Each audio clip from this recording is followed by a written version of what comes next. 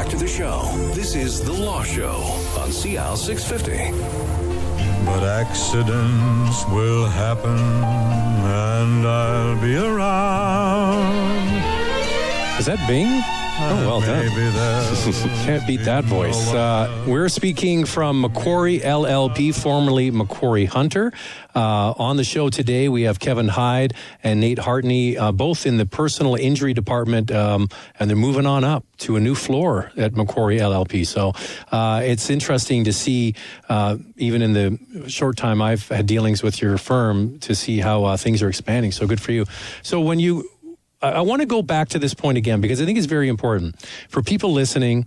They have an accident, they're injured at some level, and ICBC comes forward and they give them some kind of settlement, and there is a huge urge to take that check and cash it, or the opportunity to cash that check. And you say, well, I like to hold off and maybe even wait a year. So you must have that conversation even through that year with your clients. They're like, I want the money. I want to get on with my life. And so do you think the longer you wait, you just have more information? You want to wait to see how these injuries play out in the future. My nightmare is that we get an offer from ICBC. We haven't done sent them to a medical expert at that point. Our client's pushing to get this wrapped up, and we take that offer. And then here we are, a year later, I get a call from that same client after we've settled, and they say, you know what, my shoulder, I've got a labral tear in my shoulder that they didn't detect or we didn't investigate, and we settled, and now I have to have surgery, and I'm going to be off work for a couple of months, and this might have an effect on, I can't play hockey anymore, or I can't do whatever sports I was planning on doing, go on the ski trip with the family. This could be something I have to live with the rest of my life, or it affects me at work. I might not be able to do my job if it's a physical job.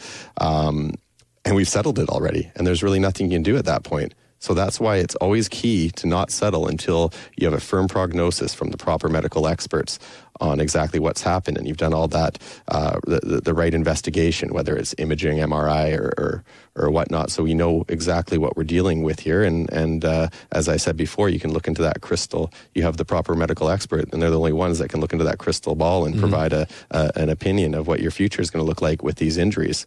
Right. Well, that's good free advice. I think that a lot of people are so tempted by that quick win that they're not doing themselves a favor. And that's what we do as your lawyer. We'll even the playing field with ICBC to ensure that you get compensated a fair amount. And the way we do that is that we have the money that we would pay for these reports, send you to these experts. And not only are you getting these experts' advice on how to treatment and diagnose what your injuries are and how to get better from them, you get the benefit of that. But it also, these reports that we order from them after we've sent you to an independent medical examination, whether it be with an orthopedic surgeon or a physiatrist, a neurologist, depending on the injuries,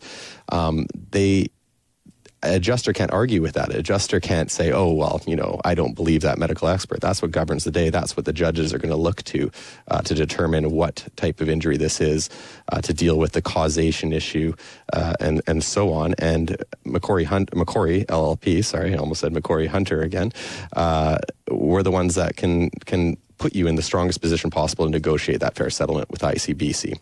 Now, Nate, what do you think the best sort of one-line description is? I'll put it out there for you, see if you agree, that you want to have the person compensated to do all of the things they did before the accident. Like you said, well, playing hockey. Well, that's not life or death. You're just not being able to play hockey. But to someone, that is a major part of their life. It's a loss of enjoyment of life, and that's one of the heads of damage. Sorry, you can take that question. I mean, it's the way I'm thinking about it as you ask Kevin those questions is if we didn't do that investigation and didn't get the reports, we'd be guilty of professional negligence, right? and the client could turn around and sue us if we didn't do our job. So the basic principle of law is that you're entitled to be made whole compared to what you are after the injury as to before. And the sad reality is that pain and suffering isn't worth very much in our law. What's worth money is the economic consequences. So if you are, after the accident, only able to earn 50% of the income that you were able to earn before, and you're a 25-year-old person and you have 40 years left of working, you are, by law, entitled to be compensated for that. And some people have difficulty with that proposition, but if it were a machine that now is only capable of 50% of the output, no problem, right? Compensate the business owner. But a person, it's the same idea. There's a capital asset that's been destroyed. What was its value? And you're entitled to be compensated for that. The head of damage that really makes these claims potentially large claims, and you might not realize it until you get that report, are the ones where someone in the future, it's a loss of future earning capacity claim. They had all these jobs available to them prior to the injuries they sustained in the motor vehicle accident, and as a result of these injuries, they might be limited. So whether that's they can't do their current job if it's a job that's physical in nature, or that they're currently not doing a physical job, but other jobs, if they lose that job, are no longer available to them that would have otherwise been available to them. So they become essentially less employable as a result of the accident. And, an example, I think I mentioned this on the last show, just to kind of outline that point, is if someone's on the track to become maybe a doctor and they sustain a concussion in a motor vehicle accident, or their grades are affected as a result of soft tissue injuries or whatever their injury is, and they're no longer able, it affects their concentration, their focus, and they're put off course, and now they're no longer going to med school as everything was indicating they were prior to the accident. Well, there's potentially a large loss of future earning capacity aspect to that claim that should be investigated, and that's what we as lawyers do. ICBC absolutely hates that, and that's why they try to keep you away from our lawyers, because we're looking to really compensate you for everything that you potentially lost that might not even occur to you until you've been asked the proper questions and dealt with a lawyer that you might not even thought of, and that's what our job is to do. That's Kevin Hyde from McQuarrie LLP, and also joining us in studio, Nate Hartney from McQuarrie LLP. So how do you push that down the path when you're dealing with ICBC and you say, okay, this was a 22-year-old, was in their undergrad, they were planning to go to medical school, they had great grades, and that scenario you just played out.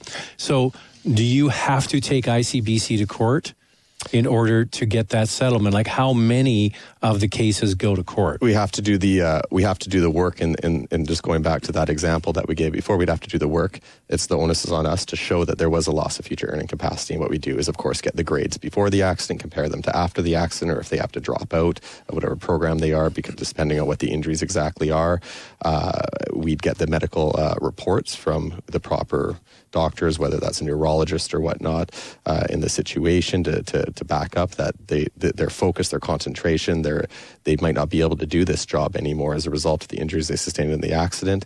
And then we'd probably get a functional capacity evaluation or a vocational assessment, another report from an OT showing what jobs are available to them, and more importantly, what jobs are no longer available to them due to these injuries that they sustained in the accident. But with ICBC, is the only way to get a settlement to go to trial? Absolutely not. The majority of these cases, I'd say up to 95% of these cases don't go to trial, or even more than that.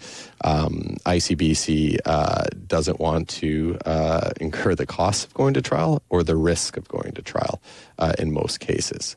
So the risk is that you might get a greater settlement from ICB. The risk is you might get a greater settlement. There's also many other steps before going to trial, alternate dispute resolution, such as mediation, that could settle these claims well before the trial date. Now, Nate, you like to get in the courtroom and have your day there, or several days. So do you, when you go that far as a law firm, are you showing them that you're willing to go that to the final round? Because a lot of, from what I understand, personal injury lawyers, not at McQuarrie LLP, don't really ever go to court. So the fact that your firm will go to court, does that show, Nate, that you're willing to do it? And do you think that affects the settlements? Yeah, absolutely. And I wouldn't say that there's a lot of lawyers that never go to court. There are some. And ICBC tracks this stuff, right? They know who goes to trial and who doesn't. And that affects their assessment of the risk. So if you have a reputation as a lawyer or a firm as drawing a line in the sand, that's going to affect what they offer. If you're a lawyer that they know no matter what will never run a trial, the settlements are going to get lower and lower and lower and lower until there's such a point where, you have to, right? So they track all that stuff, and it matters. But the reality, like Kevin had said, is 95% at least of the trials settle for a good reason, because it's oftentimes not in your client's interest to run a trial.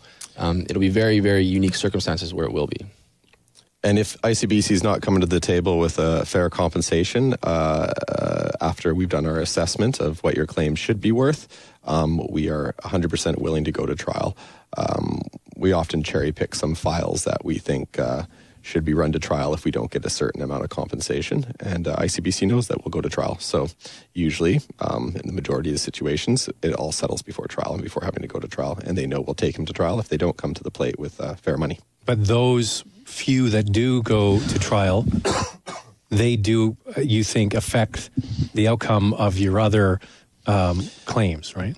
Yeah, we have, in our personal injury group, we have several trial lawyers who are well known to ICBC, and they're aware that if they don't come to the table, as I said, with fair compensation, that we are 100% willing to take them to trial to keep them honest. All right. Now, we've talked about, you've been in an accident. Why would you hire a lawyer? The work that you do to look at your case to see if it's affecting your lifestyle, and the likelihood, as you just mentioned, it's not that likely it's going to go to trial, but it might have to if you need to push things along. But sometimes a lawyer's job is to also help with adjusting or deciding how much liability is placed between your client and the other person that's involved in an accident. Now, Nate, I'll just get you to touch on this before we take the break, and we'll pick it up after the break. How important is that? Like an even 5 or 10% difference? So give me an example of and why it's so important. Yeah, well, it's all about liability when you're talking about a personal injury action, because if you're 100% at fault, you have no remedy. You can't sue anybody for your own negligence, right? So that being said, if you were 50% at fault and the other person was 50% at fault, you do have an action against them. It can go to trial, and you will be awarded 50% of the damages that you would otherwise have received. So historically, at common law, if you were even a little bit negligent, you got nothing. About 100 years ago or something like that, they changed the law so that it's just simply by a ratio. The percentage that you were at fault is the percentage that your damages get reduced. And you can actually do a liability-only trial prior to determining what your actual damages are, your losses are. So you set what the liability is through that process. ICBC has an internal process that they determine liability between their two insureds. However, if you disagree with that, you can take ICBC on behalf of your client to trial on a liability-only trial, and ultimately the judge's decision rules the day. All right, well, we'll talk about that after the break. Joining us in studio, Kevin Hyde from McQuarrie LLP and Nate Hartney. And we'll continue our conversation next on CL 650. There's more of the show still ahead. This is The Law Show on CL 650.